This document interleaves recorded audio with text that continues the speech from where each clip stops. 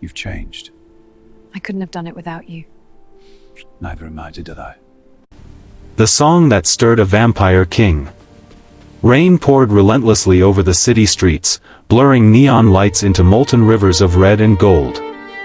In a narrow alley behind a dilapidated cafe, a young girl hunched against the cold, her clothes soaked and tattered, hands clutching a battered violin case like a lifeline.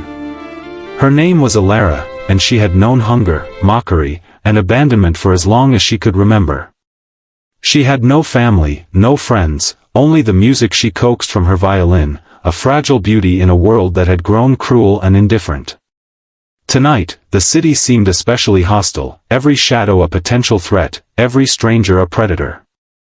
Somewhere above, in a skyscraper that pierced the clouds, the world of the elite thrummed with luxury, power, and secrets. At the pinnacle of it all sat Lord Kael Veyron, the Vampire King, a man whose name inspired both awe and terror. His presence alone was a law unto itself. Centuries of dominance, wealth, and bloodlines had forged him into a being almost beyond human comprehension. Yet, despite his fearsome reputation, he carried a certain emptiness, an aching void that no wealth or conquest could fill. Kael had returned that night from a gathering of his council, his senses restless, when a faint, trembling melody drifted to the open balcony of his penthouse. It was barely audible above the city's storm, an imperfect, haunting tune, yet achingly familiar. Intrigued, Kael followed the sound down the corridors of his palace until he came to the edge of the city itself. Below, in the drenched alley, he saw her, a fragile, shivering girl, violin in hand, humming a tune that seemed older than the streets themselves. Her music stopped just as he appeared, though not from fear, rather from instinct. Even in her soaked rags and dirt-streaked face, she radiated a defiance, a stubborn refusal to be broken. Kael studied her, noting the way her fingers clutched the bow, how her knuckles whitened against the cold. The girl's eyes met his, a shock of brown against the storm, and for a moment, time itself seemed to hesitate. "Do you know what you're playing?" Kael's voice was low, resonant, almost a caress and a warning at once. Alara swallowed hard, glancing up at the imposing figure, and replied, "It's a lullaby. My mother taught it to me. She said it could soothe anyone, even monsters." Kael's eyes flickered. He had not expected words like these from a creature so vulnerable, so small. In all his centuries, no human had dared speak to him with such quiet confidence. And yet, he did not strike. Instead, he remained, drawn not by the audacity, but by the music, an echo of something he had long forgotten. Something lost. The wind whipped rain into her face, but Alara continued, her bow trembling.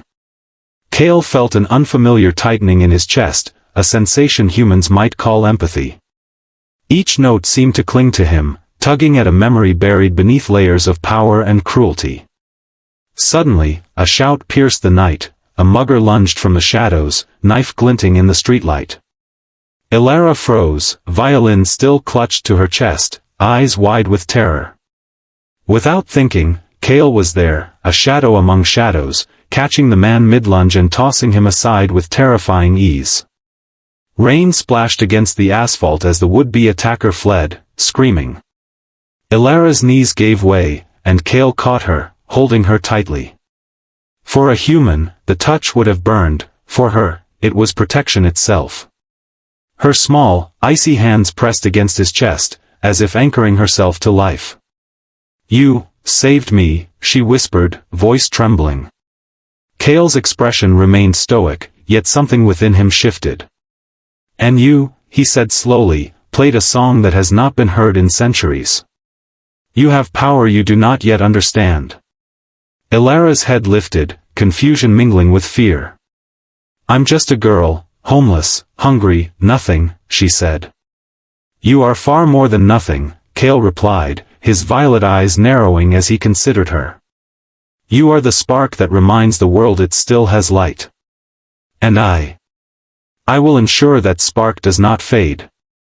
That night, the Vampire King offered her sanctuary, not out of duty, not out of desire, but because in her presence, something ancient and dormant in him stirred. He led her to a place few humans had ever seen, the Obsidian Estate, a fortress of obsidian stone, sprawling gardens under a perpetual twilight, corridors echoing with the whispers of the powerful and the damned. As Elara stepped into the grand hall, the enormity of her new reality crashed over her. She was no longer just a homeless girl in a rainy alley. She had caught the attention of the Vampire King himself, and nothing would ever be the same. Somewhere within her, fear mingled with exhilaration. And somewhere within him, centuries of solitude began to fracture. For the first time in ages, Cale felt something he had long believed lost: hope. Shadows of the Obsidian Estate. Elara sat on the edge of the obsidian balcony, rain still dripping from her hair, the city lights below looking like a tapestry of gold and gray. Her hand still trembled from the encounter in the alley. The man who had tried to rob her had been no match for Cale, yet the memory of his knife glinting had carved fear into her chest. She had never seen anything like Cale in her life, towering, cold, impossibly beautiful, and yet, when he had caught her, there was a warmth that defied centuries of darkness. "Do not linger here," Cale's voice was a soft growl behind her. She turned, startled, and saw him emerging from the shadows of the hall, his coat still dripping from the storm. Even standing still, he exuded power, a presence that made the very air around him feel heavier. I just wanted to breathe," she whispered, trying to steady her voice. "The city, it feels smaller from up here." Cale's violet eyes softened, just a fraction, as he approached. "It feels smaller because it is trivial compared to what surrounds you here. Obsidian Estate is more than a home, it is a kingdom of shadows, a place few humans survive." He paused, letting his gaze sweep the terrace. "Yet you survive it, and perhaps will thrive, if you learn its ways." Elara swallowed. The grandeur of the estate was overwhelming, towers of black stone stretching into the storm clouds, gardens lit by ghostly blue flames, and corridors lined with statues that seemed almost alive. Each step she took echoed like a drumbeat of history and power. Even the servants, pale, graceful, eerily silent, moved like living shadows, yet treated her with a careful neutrality, as if unsure whether she belonged. "Where do I start?" she asked, voice barely above a whisper. Cale inclined his head. "You do not start anywhere. You adapt. You observe. You survive. That is the first lesson of this place." As they moved through the halls, the weight of centuries pressed against her, paintings of stern ancestors with piercing eyes, chandeliers dripping with crystal prisms, and the faint hum of hidden magic that she could almost feel brushing against her skin. Cale led her to a wing of the estate she had not yet seen, a library so vast it seemed to stretch endlessly, shelves towering above her head filled with dusty tomes, scrolls, and artifacts she could not begin to comprehend. "This is where the knowledge of this world is kept," Cale said, his hand hovering over a shelf as if sensing the contents. "And yet," he added, voice dropping, "knowledge without courage is meaningless. You have courage, little one. That is why you are here." Elara's heart skipped a beat. Courage? She had always believed she was weak. Homeless. Invisible. But here, standing before a vampire king who wielded centuries of power as if it were nothing, she felt, noticed. Before she could respond, a sharp cry echoed through the halls. The sound was human but strained, pained, almost musical in its terror. Cale's posture stiffened instantly, eyes narrowing, and in one fluid motion, he vanished down the corridor, leaving Elara behind. Heart hammering, she followed cautiously, her steps barely audible on the polished floors. In a small chamber, she found the source, a young vampire, pale as moonlight, struggling against restraints. His eyes were wide with fear, and though he tried to hide it, desperation leaked through. "Father," he gasped. Cale stepped forward, his shadow falling over the boy like a shroud. "Do not struggle," he commanded. With a flick of his hand, the bindings dissolved like mist. The vampire collapsed into Cale's arms, trembling. "You are safe," Cale whispered, and for the first time, Elara saw the man's mask slip, just a fraction, to reveal a tenderness reserved only for those closest to him. Elara felt her chest tighten. The king, who had seemed so cold and unyielding, was capable of care. And here she was, a human, caught in the same current. The boy glanced at her with wide, startled eyes. Who is she? Cale's gaze returned to Elara. She is more than she appears. For now, she is under my protection. That night, in the great hall, dinner was served, a feast that defied her understanding. Dishes appeared on the table, not merely to satisfy hunger but as statements of wealth and power. Elara ate quietly, feeling both out of place and strangely empowered by her proximity to Cale. Every movement he made was precise, deliberate, even in silence, he dominated the room. After dinner, Cale led her to a small chamber lined with mirrors. You will stay here, he said, gesturing to the room, and you will learn the rules of this house. There are eyes everywhere. Shadows obey me, but they are not always loyal. You must understand the world you now inhabit. Elara nodded, trying to hide the trembling of her hands.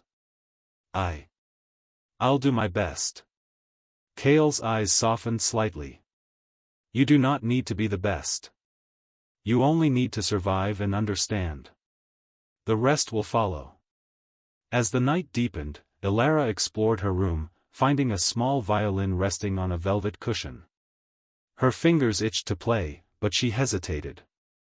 Something about this place felt alive, watching, waiting. She lifted the bow, and the first notes trembled into the silence. Then, as the melody grew, she felt a warmth in her chest, a strange resonance, as if the estate itself were listening. Cale appeared at the doorway, silent as the shadows. You have a gift, he said. A gift that could shift the balance of this world. But it is dangerous. Some who hear your music may seek to control it, or destroy it. Elara's heart raced. I'm just a girl from the streets. How could I possibly? You are exactly the one, Cale interrupted, stepping closer. Your courage, your kindness, it is rare. And it will be tested. Very soon. Outside, the wind howled, the estate spires cutting through storm clouds like knives. But inside, two figures stood close, separated by centuries of difference yet bound by an invisible thread. One, the homeless girl who dared to play a song in the rain. The other, the vampire king whose heart had forgotten warmth. And somewhere in the shadows, a threat stirred, ancient, relentless, and drawn by the echo of Elara's music.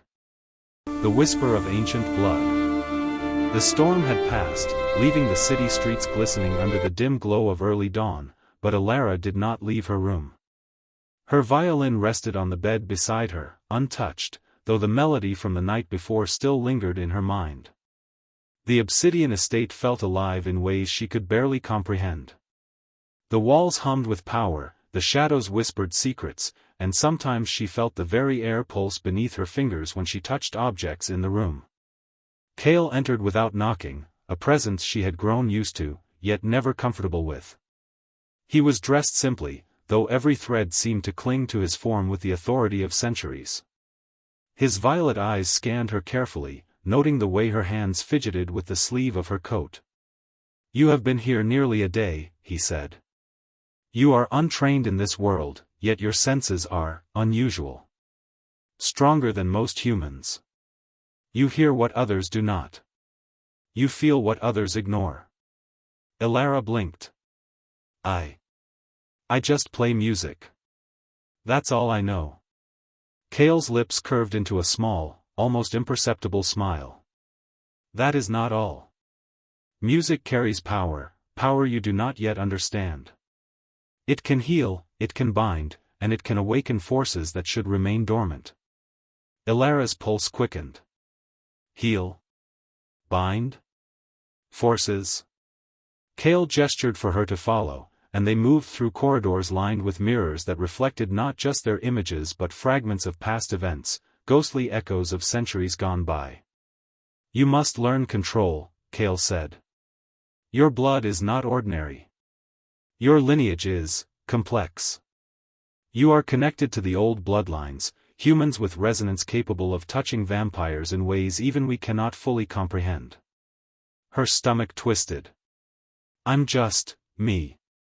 How could that matter to anyone? Kale's gaze softened, just a fraction. Because, little one, it matters to me. And when you survive here, it will matter to more than just me. Their footsteps echoed in the empty halls until they reached a grand chamber, filled with ancient artifacts, musical instruments, and books bound in leather so old the ink had faded to whispers. Kale approached a massive piano in the corner. Sit, he commanded. Elara hesitated, then obeyed. He touched the keys lightly, producing a single, haunting chord. The note seemed to vibrate through the air, and Elara felt it resonate within her chest. The sensation was strange, simultaneously comforting and electric. Play, Kale instructed, his tone a mix of command and curiosity. Elara lifted her bow, but her hands shook. Kale's gaze was intense, yet patient. She drew the first note, and the sound that emerged was richer than before, almost glowing, carrying with it a subtle warmth that pulsed outward. Kale's eyes widened, not with surprise, but with recognition. You feel it, he murmured. You were born to do this. To awaken what lies dormant. Elara frowned, unsure of what he meant. But before she could respond, the chamber trembled slightly, and a shadow flickered across the far corner. It was subtle, almost imperceptible, but enough for Kale to stiffen. They are here, he said quietly, his voice low and dangerous. The ones who sense the old blood, and wish to use it. Elara's heart raced. Who? What do they want? Kale's lips pressed into a thin line. Those who crave power beyond their years. They hunt what you carry. Tonight, you will understand why the estate protects you. And why I must protect you. As night fell, the obsidian estate transformed. Shadows lengthened unnaturally, whispering along the corridors, and the faint glow of unseen eyes followed Elara as she navigated the halls. Kale stayed close, silent but ever-present, a constant anchor against the fear gnawing at her chest. In the grand library, Kale set a small leather-bound book before her. This will teach you control, he said. The melodies, the rhythms, the resonances, they are not just music. They are weapons, shields, and keys. You must learn to wield them. Elara opened the book, her eyes widening as she traced the notes, symbols, and diagrams. Her fingers tingled as if the paper itself recognized her. A whisper of understanding brushed her mind, the songs were alive. Each chord carried intent, each note a thread in a tapestry of power older than she could imagine. You will not be alone, Kale said, standing behind her. But the first step, you must take yourself. Hours passed as she practiced, the storm outside replaced by a moonlit calm. Kale watched from a distance, noting her growing confidence, the way her music seemed to bend the shadows subtly, responding to her will. Every note she played was a challenge and a triumph, awakening something deep within her blood. Finally, exhausted, she sank into a chair. I don't know if I can do this, she admitted, voice small. Kale knelt beside her, eyes softer than ever before. You have already begun. You have survived more than most could, and yet you rise. That is why I chose to protect you. That is why you matter. Her pulse quickened at his words. It was not just protection she felt, it was recognition. Connection. Something she had never known in all her years on the streets. Before she could speak, a faint sound of wings, or was it claws, echoed from the hall outside. The shadows flickered violently, and a low, guttural growl reverberated through the estate. Kale rose immediately, his posture lethal. They have come, he said, voice calm but lethal. And they will test you. Tonight, you will either prove your worth, or face their wrath. Ilara's heart thudded, but somewhere in the fear, a spark ignited. She no longer felt just a homeless girl. She was a force that had only begun to awaken, standing beside a being of immense power who believed in her. And as the shadows moved closer, whispering promises of danger and darkness, she understood one thing clearly: the Obsidian Estate, for all its fear and grandeur, had become the crucible in which she would discover her true self. And the Vampire King, stoic, terrifying, and impossibly alluring, was not just her protector. He was her mirror, her challenge, and perhaps, in time, her companion. The Trial of Shadows. The night was unnaturally still, as if the city itself held its breath. In the obsidian halls, the faint scent of ozone and iron mingled with the musky perfume of the estate's ancient wood and stone. Ilara felt it in her veins, the pulse of the old blood within her, whispering warnings she could barely comprehend. She was no longer just a guest, she was a target, and every shadow seemed to move with intent. Kale appeared silently in the doorway of her chamber, his form outlined by the pale moonlight spilling through the tall windows. "It begins," he said simply. There was no panic in his voice, only a quiet, lethal certainty that made her chest tighten. "Ilara," he continued, "tonight is not about survival alone. It is about proving what you are capable of. Those who hunt you will test every instinct, every note, every heartbeat. Do not falter." Her fingers instinctively reached for the violin. The instrument had become an extension of herself, the conduit of the power she was only beginning to understand. I don't know if I can." Kale's eyes softened. "You can. You must. Trust yourself as I trust you." They moved through the estate together, shadows stretching unnaturally across the marble floors, whispering in voices only the attuned could hear. The threat was close. Kale could sense it in the subtle shift of air, in the pulse of the estate itself. As they reached the grand hall, the first of them appeared. A figure, humanoid but twisted, emerged from the darkness. Its eyes glowed with a faint red light, its movements unnaturally fast. The air seemed to warp around it, carrying a faint hiss like static across a distant wire. Ilara froze, but Kale's hand found hers, firm and grounding. "Do not hesitate," he said. Ilara lifted her bow. The first note rang out, trembling, unsure. Then the shadows responded. They twisted, recoiling from the music, lashing as if trying to grasp her, yet falling back. With each note, her confidence grew, the melody weaving into a shield of sound that pulsed outward like ripples across water. The creature lunged.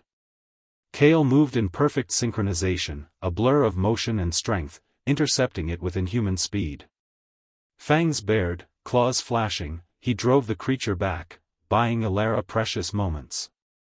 "Keep playing," he commanded, his voice a low growl. "Let your blood sing, let it flow." Ilara's bow danced across the strings, a melody that carried both sorrow and defiance.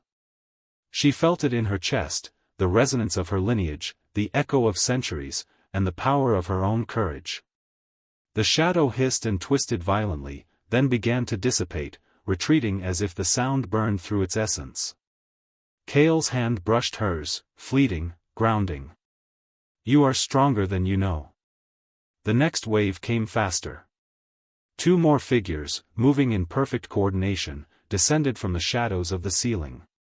Ilara's pulse raced, but she realized something new: she could control the vibrations, sending them outward, shaping the melody like a weapon. Each note became sharper, each chord a barrier, and with every measure, the figures faltered, disintegrating into motes of black mist. Kale moved close, his breath hot against her ear. "Do not let fear dictate your music. Let it guide your strength. Let it be you." Ilara felt a surge of power she had never known, a connection to her own bloodline that pulsed with life and purpose. She played, her melody now fully her own, weaving courage, defiance, and light into every note. The shadows dissolved completely, retreating into the corners of the estate where Kale could easily finish them off if necessary.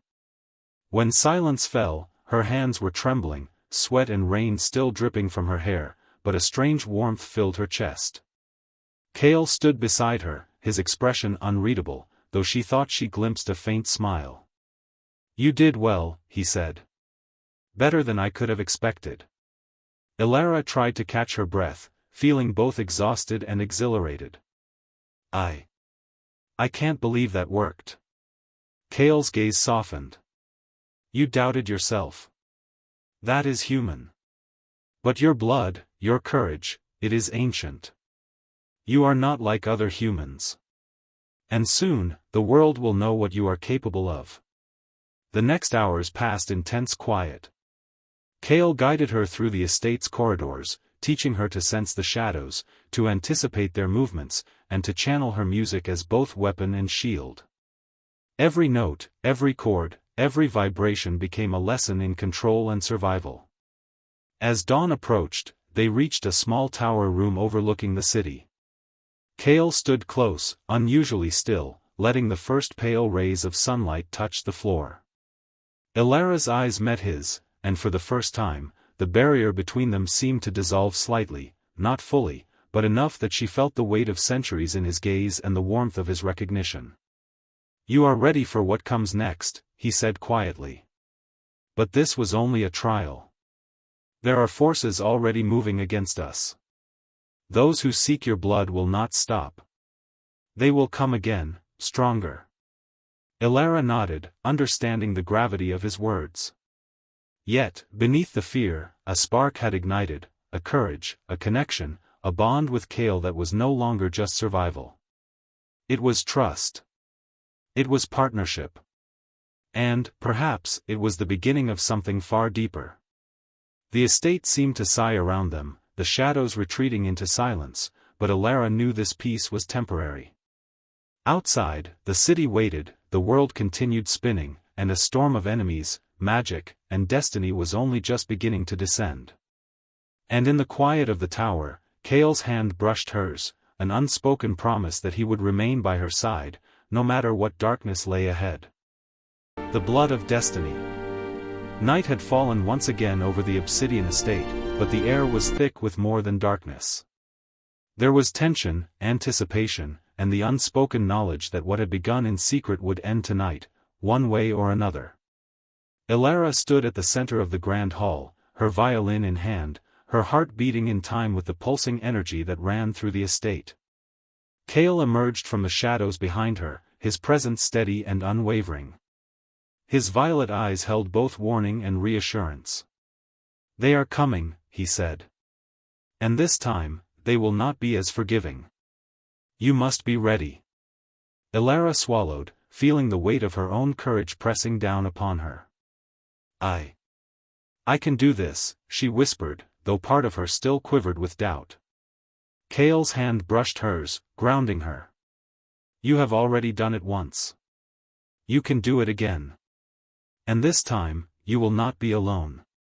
The first wave of enemies arrived as shadows coalescing into human-like forms, eyes glowing with malice. They moved silently, yet their intent radiated like heat. Elara felt a shiver run through her. This was no ordinary danger.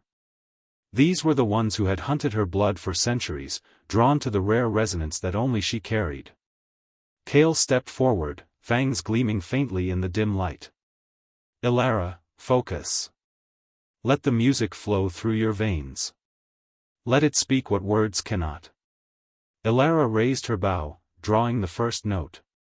It sliced through the shadows, vibrating in a way that seemed almost alive.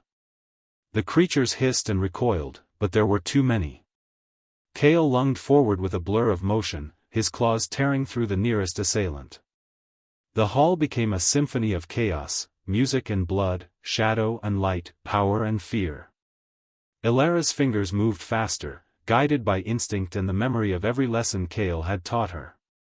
The notes she played carried not just sound, but intent, binding the shadows, dissolving their forms, and shielding Kale as he struck with lethal precision. With each chord, she felt the pulse of her own bloodline, the magic of her ancestry flowing stronger, guiding her, empowering her. Then the leader appeared, a massive figure cloaked in darkness, exuding power that made the walls themselves seem to tremble. Its eyes were crimson, and its voice was a whisper that echoed directly in Alara's mind. "You are a child of legacy," it hissed. "You cannot hope to survive what comes." Alara's hands shook, but Kale's grip on her shoulder steadied her. "You are stronger than they are," he whispered. "And you are not alone." Taking a deep breath, she began a melody unlike any she had ever played, raw, unrefined, but filled with every ounce of courage, every memory of hardship, every touch of kindness she had ever known. The notes surged outward, intertwining with Kale's presence, and for a moment, the shadows froze. The leader shrieked and lunged, but Alara held her bow firm. A single, soaring chord rang out, pure, resonant, and unyielding. It struck the leader directly, unraveling its form like smoke in the wind. The remaining creatures scattered, their cries fading into the night as Kale closed the final distance, his presence terrifying and protective all at once. When the last shadow vanished, the hall was silent. The only sound was Alara's ragged breathing and the faint hum of the magic lingering in the air. Kale stepped beside her, his hand brushing hers again, and for the first time, his eyes softened fully. "You did it," he said quietly. "You are not just a survivor. You are extraordinary." Alara's chest swelled with a mix of relief, pride, and something else she could not yet name. She looked up at Kale, their eyes meeting. For a brief moment, the centuries of fear, power, and distance seemed to dissolve. I couldn't have done it without you," she admitted. Kale's hand lifted to brush a damp strand of hair from her face. "And I could not have done it without you," he murmured. His voice carried centuries of authority, yet beneath it lay something personal, intimate.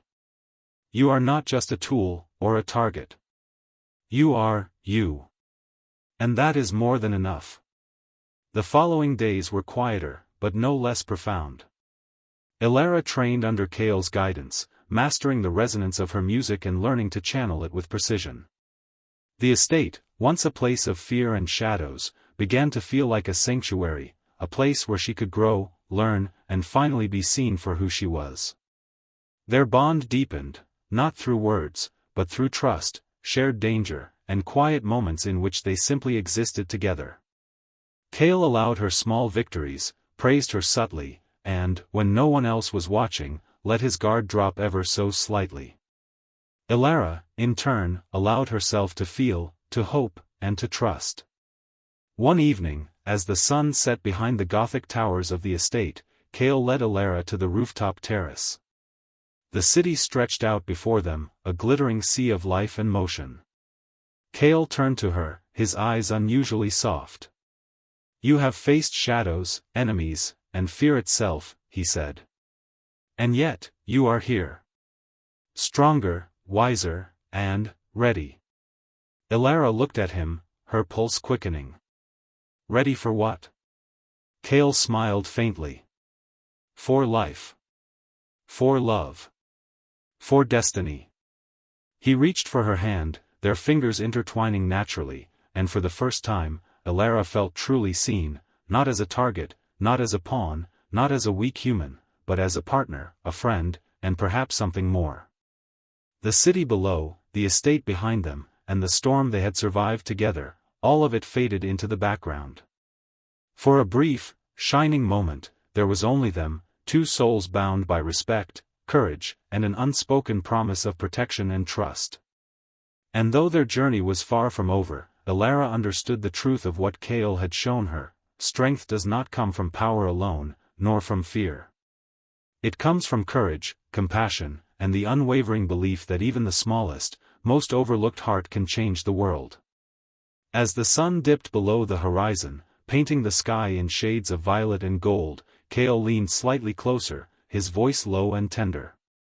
"You have my blood, my protection, and perhaps, one day, my heart." Alara's cheeks flushed, but she smiled, the first genuine smile she had allowed herself in years.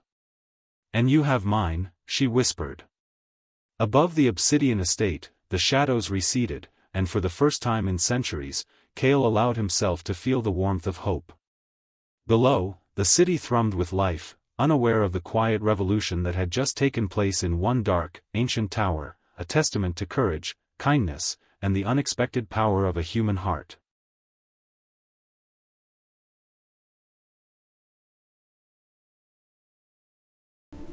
You've changed. I couldn't have done it without you. Neither am I, did I?